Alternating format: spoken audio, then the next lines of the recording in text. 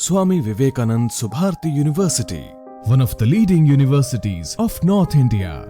250 acres campus, 220 plus professional and vocational programs, 20,000 plus students, state-of-the-art infrastructure.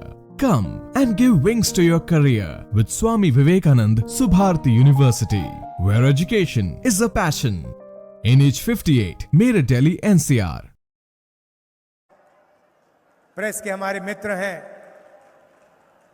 इनका भी मैं यहां स्वागत करता हूं। मित्र कह देता हूं, मगर दोस्त का काम नहीं करते हैं ये।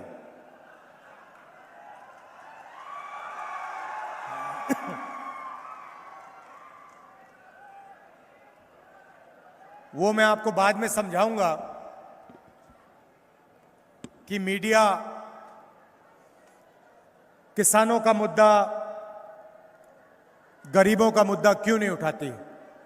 आपने देखा होगा, कभी आपने मीडिया को किसान के मुद्दे के बारे में बोलते हुए देखा है? मजदूर दिखते हैं आपको मीडिया में? बेरोजगारी की बात होती है? महंगाई की? अंबानी की शादी देखिए आपने? कितने दिन मीडिया ने अंबानी जी की शादी दिखाई, डांस, गाना, 10 करोड़ की घड़ी, हवाई जहाज, दुनिया भर से लोग आए, ये दिखाते हैं। और फिर एक तरफ अंबानी जी की शादी, दूसरी तरफ 24 घंटा नरेंद्र मोदी जी का चेहरा, वही दिखता है। विपक्ष के चेहरे आपको नहीं दिखेंगे मीडिया में।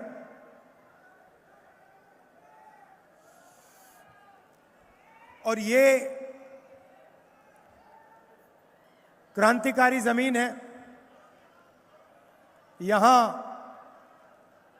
अंग्रेजों के खिलाफ आपने लड़ाई लड़ी।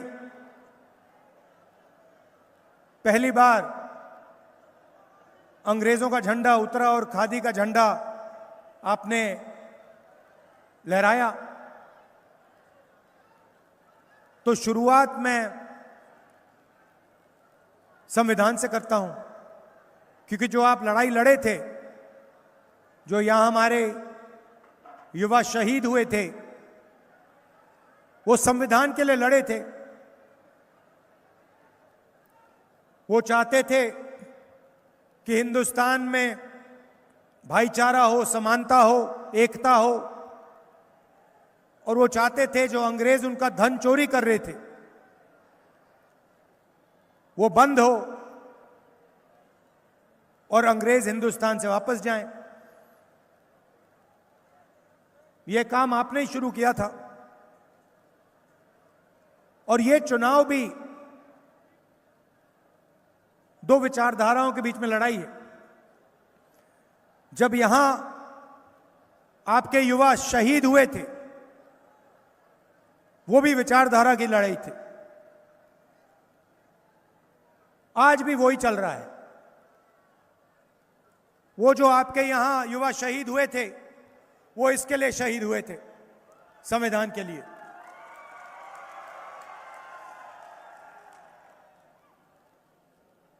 बिरसा मुंडा जी,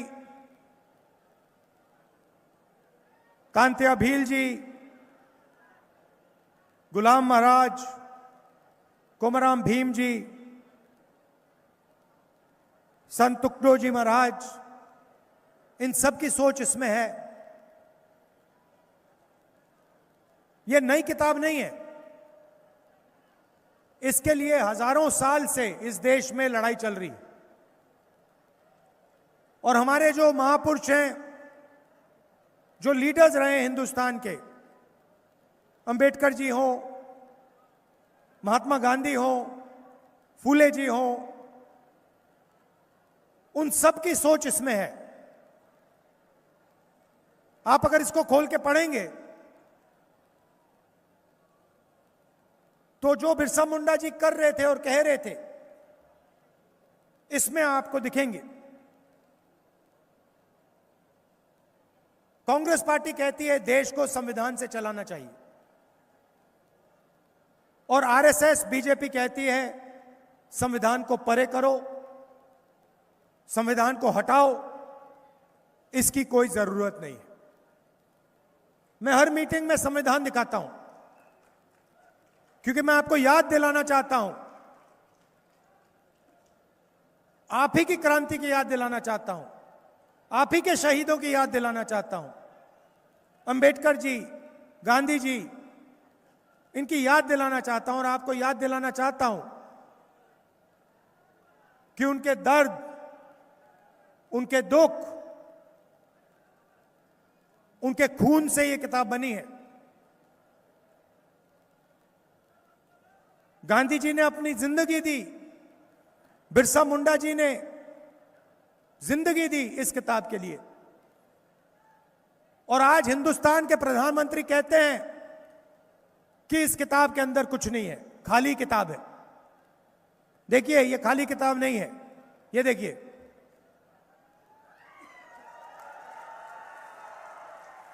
वो उनको खाली लगती है क्योंकि उन्होंने ये किताब कभी नहीं पढ़ी। आरएसएस के लोग इस किताब को मानते नहीं हैं, इसको पढ़ते नहीं हैं। मुझे बताइए, आपकी सरकार आपसे चोरी की गई, आपने पिछली सरकार चुनी और बीजेपी ने करोड़ों रुपए देकर, एमएलए को करोड़ों रुपए देकर आपसे सरकार चोरी की। धारावी की जमीन चाहिए थी उनको, 1 लाख करोड़ रुपए की जमीन है, अदानी जी के हवाले करनी थी, इसीलिए आपकी सरकार गई। अब मैं आपसे पूछता हूं, संविधान में कहां लिखा है कि एमएलए को पैसे देकर सरकार को गिराना चाहिए? कौन से पेज पे लिखा है, मुझे बता दो। संविधान में लिखा है कि हिंदुस्तान में चुनाव होना चाहिए और जो चुनाव जीतता है उसे सरकार चलानी चाहिए। संविधान में कहीं नहीं लिखा है कि आप चुनी हुई सरकारों को पैसे से गिराओ। नरेंद्र मोदी जी ने अरबपतियों के 16 लाख करोड़ रुपए माफ किए हैं। मुझे दिखा दो, अंबेडकर जी के संविधान में कहां लिखा है कि 25 लोगों का 16 लाख करोड़ रुपया माफ होना चाहिए और हिंदुस्तान के किसानों का, मजदूरों का 1 रुपया माफ नहीं होना चाहिए? मुझे बता दो कहां लिखा है। क्या अदानी जी के लिए, अदानी जी के धन बढ़ाने के लिए बिरसा मुंडा जी ने अपनी जान दी? यहां जो युवा शहीद हुए थे, क्या वो अदानी जी के लिए शहीद हुए थे या हिंदुस्तान के किसान के लिए, हिंदुस्तान के मजदूरों के लिए, हिंदुस्तान के आदिवासियों के लिए, दलितों के लिए, पिछड़ों के लिए? जब नरेंद्र मोदी जी कहते हैं कि संविधान के अंदर कुछ नहीं है, खाली है, जब कहते हैं राहुल गांधी लाल संविधान दिखा रहा है, तो राहुल गांधी का अपमान नहीं कर रहे हैं, वो बिरसा मुंडा जी का, अंबेडकर जी का, गांधी जी का अपमान कर रहे हैं, और उनसे भी ज्यादा हिंदुस्तान के किसान का, हिंदुस्तान के मजदूर का, हिंदुस्तान के बेरोजगार युवा का अपमान कर रहे हैं। सच्चाई है ये। मैंने पार्लियामेंट में नरेंद्र मोदी जी से कहा, आप एक काम कीजिए,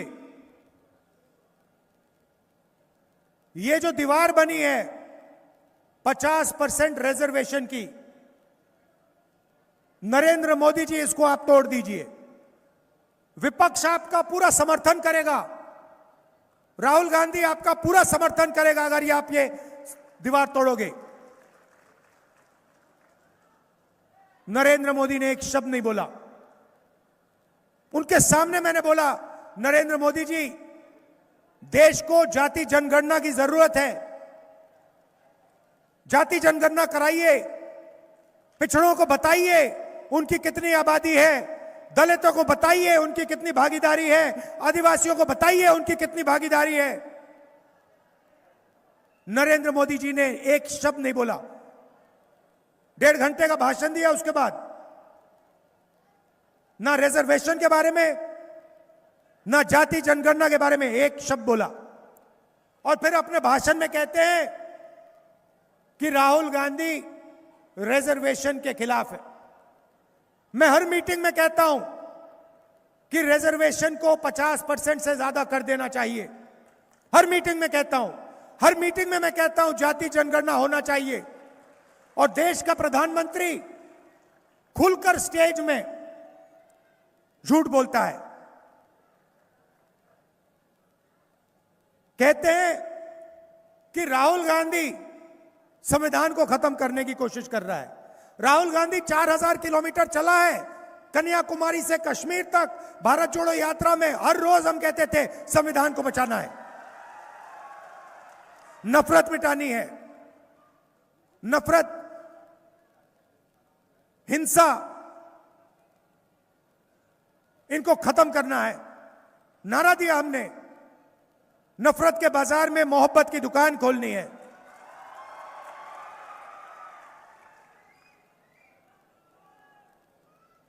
अब आप पूछोगे मुझसे कि भाई राहुल जी जाति जनगणना क्यों, रिजर्वेशन 50% से ज्यादा क्यों, आप पूछोगे। भाइयों और बहनों, हिंदुस्तान में 8% आदिवासी हैं, 15% दलित हैं, 50% ओबीसी हैं। और ये मैंने 50 बोला है, मगर कोई नहीं जानता कितना है।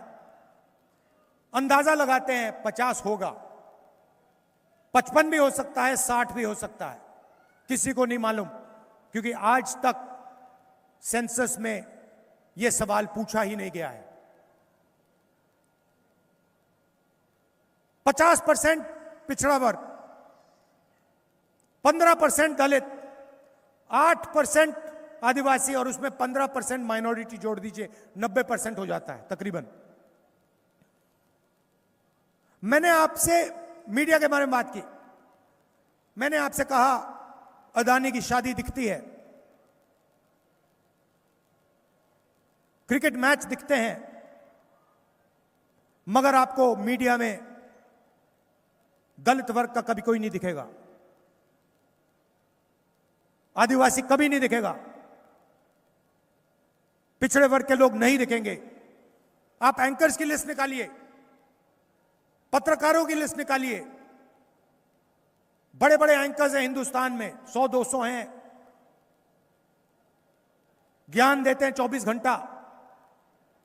उनमें से मुझे आप एक दलित का नाम बता दीजिए, एक आदिवासी का नाम बता दीजिए, एक पिछड़े वर्ग का नाम बता दीजिए। एक नहीं है। मीडिया को छोड़िए, आप कहेंगे नहीं हमें मीडिया नहीं चाहिए, ठीक है, तो चलिए हिंदुस्तान की सबसे बड़ी 200 कंपनी की लिस्ट निकालते हैं, अदानी की लिस्ट निकालते हैं, अदानी की कंपनी की लिस्ट निकालते हैं, अंबानी की कंपनी की लिस्ट निकालते हैं, टाटा, बिरला, सबकी लिस्ट निकालो। 200 कंपनियां, मुझे बता दो मालिकों में से ओबीसी कौन है, दलित कौन है, आदिवासी कौन है, नाम बता दो मुझे। अच्छा, आप कहोगे नहीं भैया हम आदिवासी हैं, हम दलित हैं, हम पिछड़े वर्ग के हैं, हम मालिक नहीं बनना चाहते, ठीक है, तो फिर मुझे बताओ 200 कंपनी में सीनियर मैनेजमेंट में कौन है, कौन है सीनियर मैनेजमेंट में दलित, आदिवासी, पिछड़ा वर्ग का? करोड़ों रुपए की सैलरी होती है, किसी को 1 करोड़, 2 करोड़, 3 करोड़, 5 करोड़, 10 करोड़।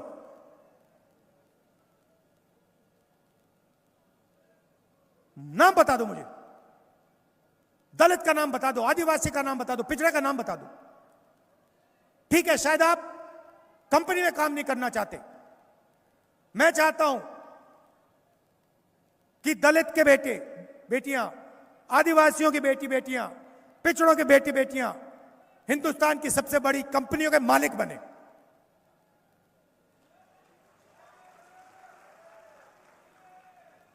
गेम चल रहा है, आप जीएसटी का पैसा देते हो, आपके जेब से निकलता है, सीधा जाता है, दिल्ली जाता है और फिर बढ़ता है। 16 लाख करोड़ रुपए कर्जा माफ हुआ है 25 लोगों का। उस लिस्ट में मुझे एक दलित का नाम दे दो, एक आदिवासी का नाम दे दो, एक पिछड़े वर्ग का नाम दे दो, मैं भाषण देना बंद कर दूंगा।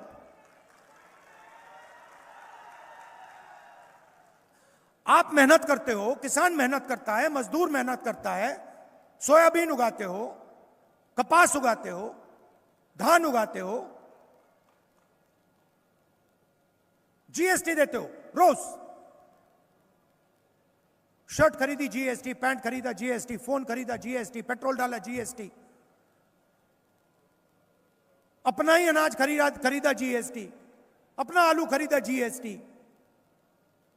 लाखों करोड़ रुपए निकलते हैं आपकी जेब से और भी सीधे दिल्ली जाते हैं। और दिल्ली में बजट बनता है।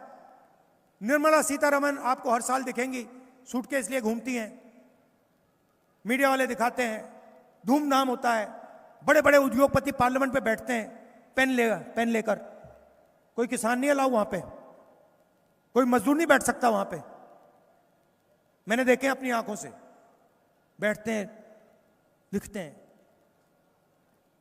मैंने पता लगाया ये बजट जो बढ़ता है ये कौन बांटता है? 90 अफसर बांटते हैं, आईएएस अफसर हैं 90। कितना पैसा महाराष्ट्र आएगा, कितना रेलवेज में जाएगा, किसानों को कितना मिलेगा, मनरेगा में कितना जाएगा, शिक्षा में कितना जाएगा, प्राइवेटाइजेशन कब होगा, कैसे होगा, किसका होगा, ये 50-90 लोग निर्णय लेते हैं। मैंने इनकी लिस्ट निकाली, मैं दिखा दूंगा आपको। 90 में से एक आदिवासी है, एक आदिवासी है 90 में से। 8% आपकी आबादी है। और अगर हिंदुस्तान की सरकार आपका पैसा खर्च करती है, अगर 100 रुपए खर्च करती है, तो आदिवासी अफसर 10 रुपए का निर्णय लेते हैं। आबादी 8%, भागीदारी 100 रुपए में से 10 पैसा। चलिए दलितों की बात करते हैं। आप 15%। आपने देश को संविधान दिया, आपके नेता ने देश को संविधान दिया। अंबेडकर जी के बिना यह संविधान नहीं बन सकता था। सच्चाई है ये। और आपकी क्या भागीदारी है? आप 15% हो। हजारों साल से आपको दबाया गया है, हर रोज आपको तंग किया जाता है, आज भी तंग किया जाता है। 15% हो, 90 में से आपके 3। और अगर 100 रुपए खर्च होता है हिंदुस्तान का, अगर 100 रुपए खर्च होता है हिंदुस्तान के बजट में, तो 1 रुपया आपका। आबादी 15%, भागीदारी 100 रुपए में से 1 रुपया। अब चलिए पिछड़ों की बात करते हैं, दलितों की, ओबीसी की बात करते हैं। आप 50% हो। 50% मतलब 2 हिंदुस्तानियों को खड़ा कर दो, 1 पिछड़े वर्ग का है। 100 को खड़ा करो, 50 पिछड़े वर्ग के निकलेंगे। 1000 में 500। आपके 3 अफसर हैं, पीछे बैठा रखा है। उनसे कहते हैं अपनी औकात समझो, पीछे बैठो। और अगर 100 रुपए खर्च होते हैं, तो जिनकी 50% आबादी है, उनको 5 रुपए का निर्णय मिलता है। 5 रुपए का डिसीजन लेते हैं वो। तो सब मिलाकर 50%, 15%, 8% मिला दो, मतलब 70% से ज्यादा आपकी भागीदारी 100 रुपए में से 6 रुपए 10 पैसे। यह सच्चाई है देश की। मैं आपके कर्जे माफ की बात करता हूं, मीडिया वाले कहते हैं राहुल गांधी आप आदत बिगाड़ रहा है, और उनका 16 लाख करोड़ रुपए माफ हो जाता है, कहते हैं देखो देखो कितना विकास हुआ, देखो देखो कितना विकास हुआ।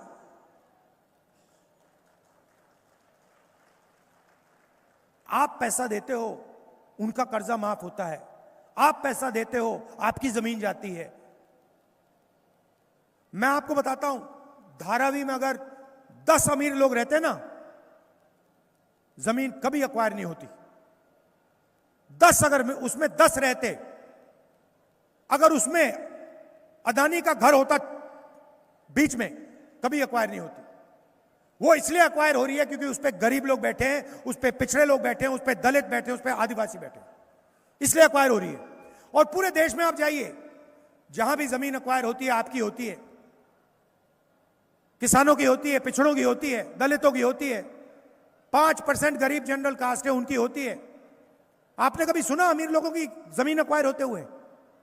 कभी सुना आपने कि इस देश में किसी अमीर व्यक्ति की जमीन एक्वायर हो गई?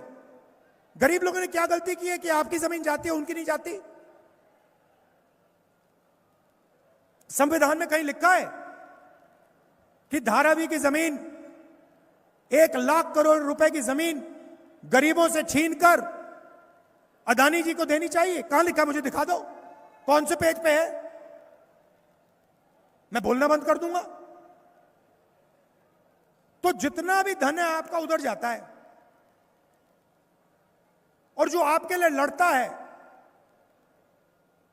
कन्याकुमारी से कश्मीर चलता है, भट्टा परसौल में जाता है, जमीन अधिग्रहण बिल लाता है, मनरेगा को सपोर्ट करता है, उसको ये मीडिया वाले 24 घंटा गाली देते हैं। क्यों? क्योंकि वो आपके लिए लड़ता है। जहां आपका अपमान होता है वहां खड़ा हो जाता है। अब महाराष्ट्र की सरकार आएगी, इंडिया गठबंधन की आएगी, जितना पैसा उन्होंने अरबपतियों को दिया उतना हम आपको देने वाले हैं।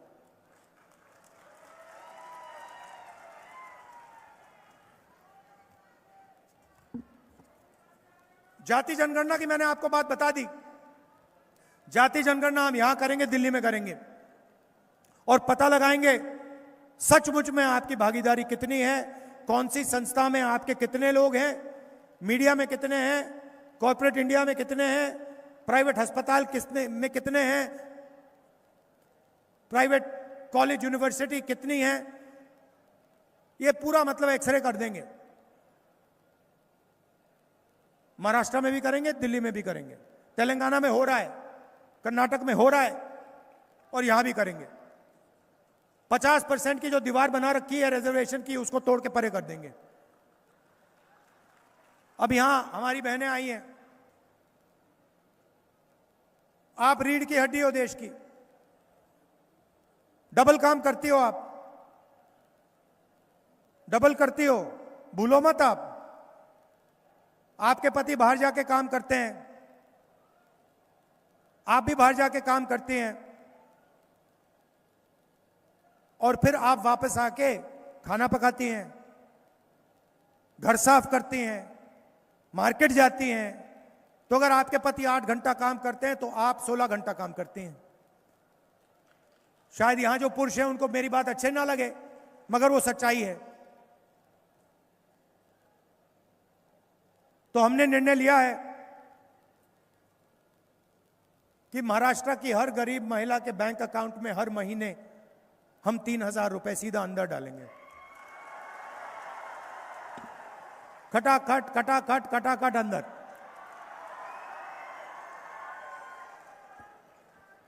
आप सुबह जगोगी, 1 तारीख को जगोगी, बैंक अकाउंट चेक करोगी, देखोगी 3,000 रुपए आपके बैंक अकाउंट में। उसके बाद आप मार्केट जाओगी, बच्चों से कहोगी कि मैं मार्केट जा रही हूं, बस स्टैंड में जाके खड़ी होगी। जब बस में जाओगी, कंडक्टर आपसे कहेगा, आप पूछोगी टिकट खरीदने जाओगी, कंडक्टर आपसे कहेगा मैडम महाराष्ट्र की सरकार ने ये फ्री में कर दिया है, आपको 1 रुपया नहीं देना। फिर आप पूछोगी कहां तक फ्री है? और कंडक्टर आपको कहेगा जहां भी महाराष्ट्र में आप बस में जाना चाहती हो सारा का सारा फ्री है। 10 किलोमीटर जाने 10 किलोमीटर, 50 जाने 50, 100 जाने 100, 200 जाने 200, 500 किलोमीटर जो भी आपको बस में जाना है वो महिलाओं के लिए महाराष्ट्र में फ्री है। और जैसे ही हम ये काम करेंगे, पुरुष हमारे हमसे कहेंगे, किसान हमसे कहेंगे, ये आपने क्या कर दिया राहुल जी, आपने महिलाओं को 3,000 रुपए दे दिए हर महीने, आप उनको बस में फ्री घुमा रहे हो, हमारा क्या होगा? आपने तो बैलेंस बिगाड़ दिया। महिलाओं को आपने पैसे दे दिए, बस में फ्री कर दिया, हमारे को आपने कुछ नहीं दिया। तो उनसे भाइयों से मैं कहना चाहता हूं, 3 लाख रुपए का कर्जा आपका माफ होगा, 3 लाख रुपए तक का आपका कर्जा माफ होगा।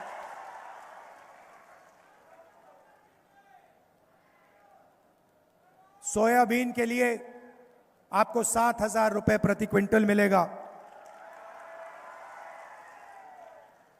कपास के किसानों के लिए सही एमएसपी हम बना के देंगे। और जो प्याज के किसान हैं उनके लिए हम एक फेयर प्राइस कमीशन, जो प्याज के दाम को मॉनिटर करेगा और कंट्रोल करेगा, ये हम महाराष्ट्र के किसानों के लिए करने जा रहे हैं।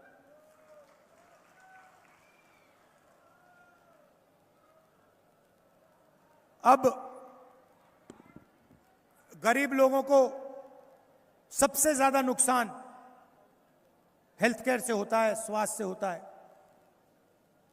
बीमारी हो जाती है, चोट लग जाती है, अस्पताल आपके नहीं है। पहले सरकारी अस्पताल होते थे, उसमें फ्री काम हो जाता था, अब सारे के सारे प्राइवेट हैं। जैसे मैंने आपसे कहा, उसमें एक ओबीसी नहीं मिलेगा, एक दलित नहीं मिलेगा मालिक, एक आदिवासी मालिक नहीं मिलेगा। तो आप जाते हैं, अस्पताल जाते हैं, वाल्व बदलवाना होता है, स्टेंट लगवानी होती है, कैंसर का ऑपरेशन होना है, लाखों रुपए आपके निकल जाते हैं, पता भी नहीं लगता। दवाई में एमआरआई, एक्सरे, 10-15 दिन में सालों की मेहनत गायब हो जाती है। इसलिए हमारी सरकार आपके लिए एक स्वास्थ्य बीमा योजना ला रही है। बीमार हो गए, अस्पताल जाएंगे, चाहे वो स्टेंट, वाल्व का ऑपरेशन हो, लिवर का हो, किडनी का हो, ट्रांसप्लांट हो, जो भी है, महाराष्ट्र की सरकार 25 लाख रुपए तक का बीमा आपको देगी। आप जाओगे, अस्पताल जाओगे, स्टेंट लगेगी,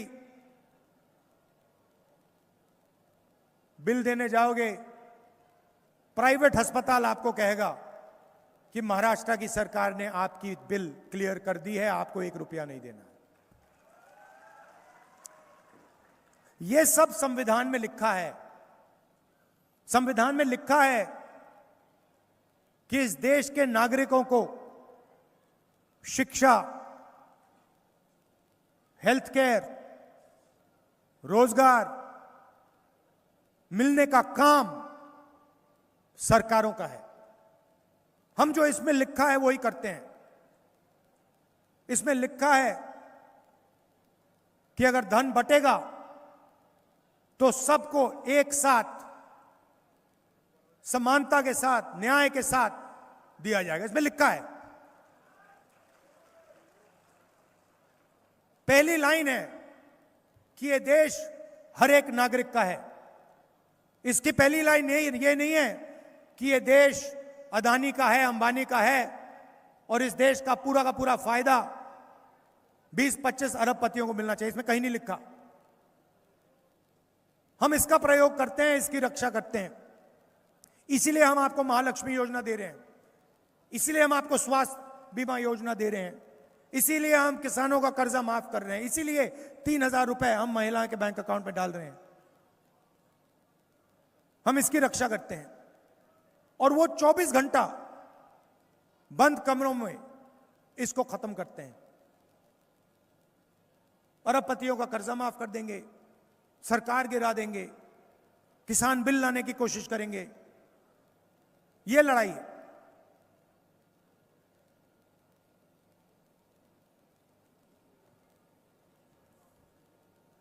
आप देखिए, देश में बेरोजगारी फैल रही है। जितनी बेरोजगारी आज है, इतनी हिंदुस्तान की हिस्ट्री में नहीं रही। महंगाई बढ़ती जा रही है। आपको अपने बच्चों की शादी करवानी होती है, कर्ज में डूब जाते हो आप। किसान आत्महत्या कर देता है, और दूसरी तरफ हजारों करोड़ रुपए शादी में जलाए जाते हैं। मीडिया दिखाता है। नोटबंदी की, जीएसटी, गलत जीएसटी लागू की। ये योजनाएं नहीं है, ये गरीबों के खिलाफ हथियार हैं। ये गरीबों को मारने के हथियार हैं। जो छोटे बिजनेस वाले थे, स्मॉल मीडियम बिजनेस वाले, उनको मारने के हथियार हैं ये। क्योंकि अरबपति जो हैं, हिंदुस्तान में चाइना का माल बेचना चाहते हैं। वो चाहते हैं कि आप जीएसटी दो, आप अपना पैसा निकाल के दो, वो आपको चाइना का माल बेचे, हिंदुस्तान में कुछ बने ना, और पूरा का पूरा पैसा उनके पास जाता जाए। ये सिस्टम है इनका। ये नहीं चाहते हैं कि हिंदुस्तान में प्रोडक्शन हो, हिंदुस्तान में गाड़ी बने, हिंदुस्तान में आईफोन बने। ये चाइना का आईफोन यहां बेचना चाहते हैं। आसान है, अगर चाइना का बेच सकते हो तो यहां क्यों बनाना।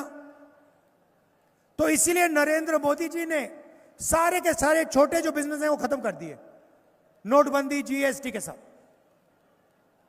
और आज नतीजा है कि हिंदुस्तान में रोजगार पैदा ही नहीं हो सकता। कुछ भी कर लो, नरेंद्र मोदी जी की सरकार जब तक है, हिंदुस्तान में रोजगार नहीं पैदा हो सकता। खत्म।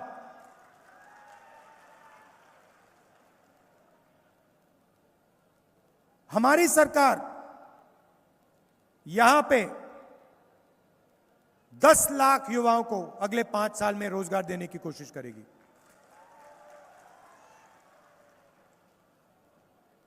2.5 लाख सरकारी नौकरियां खाली पड़ी हैं। वो 2.5 लाख सरकारी नौकरियां हम आपके हवाले कर देंगे। महाराष्ट्र के गरीब लोगों के, किसानों के, उनके हवाले कर देंगे। और जब तक महाराष्ट्र के बेरोजगार युवाओं को रोजगार नहीं मिलेगा, उस दिन तक हम 4,000 रुपए का अलाउंस हर महीने उनके बैंक अकाउंट में डाल देंगे।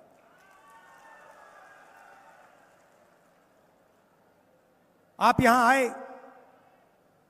दूर दूर से आए, आपने कष्ट उठाया, इसके लिए आपका दिल से धन्यवाद करता हूं। और आखिरी बार याद दिलाना चाहता हूं कि यह लड़ाई संविधान की है, अंबेडकर जी के संविधान की है, फूले जी की। जिन लोगों ने यहां अपनी पूरी जिंदगी दी, जान दी, उनके लिए यह लड़ाई चल रही है। आपका फिर से धन्यवाद करता हूं। नमस्कार, जय हिंद, जय महाराष्ट्र। सभेचं आभार प्रदर्शन विजय पाटील गावंडे करतील अशी त्यांना विनंती करतो। सर्व या कार्यक्रमाच्या निमित्तानं आलेल्या माझ्या सर्व काँग्रेस आणि महाविकास आघाडीच्या सर्व कार्यकर्त्यांचे आणि सर्व नेते मंडळींचे मी आभार मानतो।